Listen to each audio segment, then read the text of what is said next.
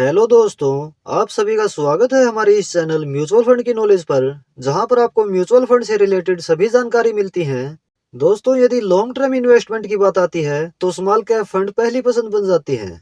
वैसे तो यह वेरी हाई रिस्क कैटेगरी है, लेकिन लॉन्ग टर्म में सबसे बढ़िया रिटर्न भी इसी कैटेगरी से मिले हैं।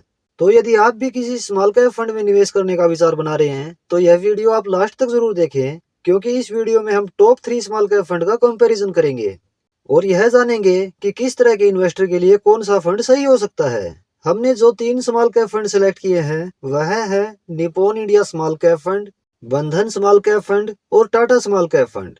सबसे पहले इनका फंड साइज देखते हैं कि कितना निवेश लोगों ने इनमें किया हुआ है। Nippon India small cap fund का फंड साइज 55,490 करोड़ रुपए है। बंधन स्मॉल कैप फंड का फंड साइज 9,516 करोड़ रुपए है और टाटा स्मॉल कैप फंड का फंड साइज 9,203 करोड़ रुपए है। निप्पॉन का यह फंड 12 वर्ष 3 महीना पुराना है, बंधन का यह फंड 5 वर्ष 2 महीना पुराना है और टाटा का यह फंड 6 वर्ष 5 महीना पुराना है। यानी कि Nippon India small cap fund इनमें सबसे पुराना फंड है और इसमें निवेश भी लोगों ने सबसे ज्यादा किया हुआ है। चलिए अब इन फंड का एक्सपेंस रेशियो देखते हैं।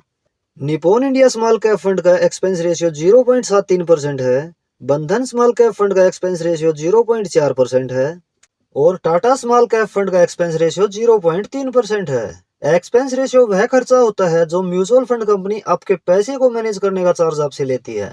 यहाँ पर Nippon India small cap fund ज्यादा एक्सपेंसिव है, जबकि टाटा स्मॉल कैप फंड सबसे सस्ता है। इन फंड के बेंचमार्क की बात करें तो निप्पॉन और टाटा स्मॉल कैप फंड का benchmark Nifty small cap 250 total return index है, जबकि बंधन स्मॉल कैप फंड का benchmark BSE 250 small cap total return index है। इन फंड की पास्ट परफॉर्मेंस की बात की जाए तो Nippon India small cap fund की पिछले 1 वर्ष की रिटर्न है 6.24%, पिछले 3 वर्ष की एनुअलाइज रिटर्न है 20.96%, पिछले 5 वर्ष की एनुअलाइज रिटर्न है 39.45%, पिछले 10 वर्ष की एनुअलाइज रिटर्न है 21.38%।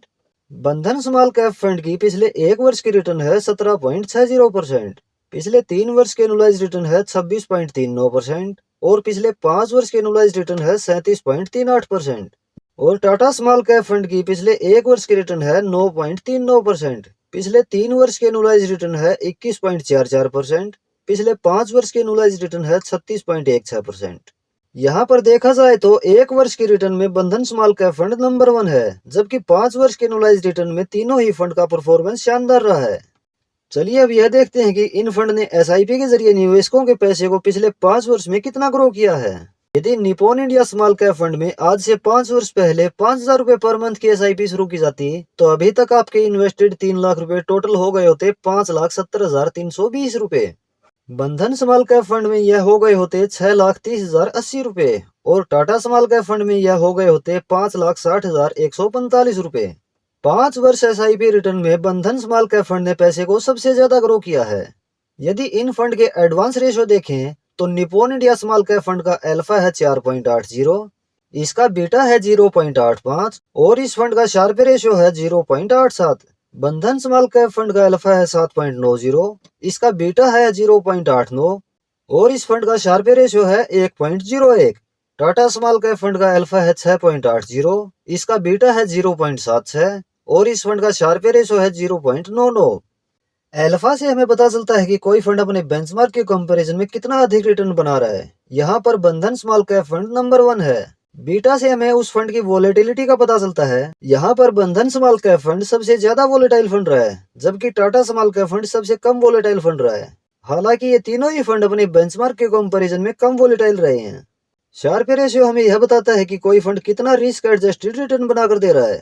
यहाँ पर बंधन स्मॉल कैप फंड ने ज्यादा रिस्क लेकर रिटर्न बनाए हैं, जबकि Nippon India small cap fund ने सबसे कम रिस्क लेकर रिटर्न प्रोवाइड किए हैं।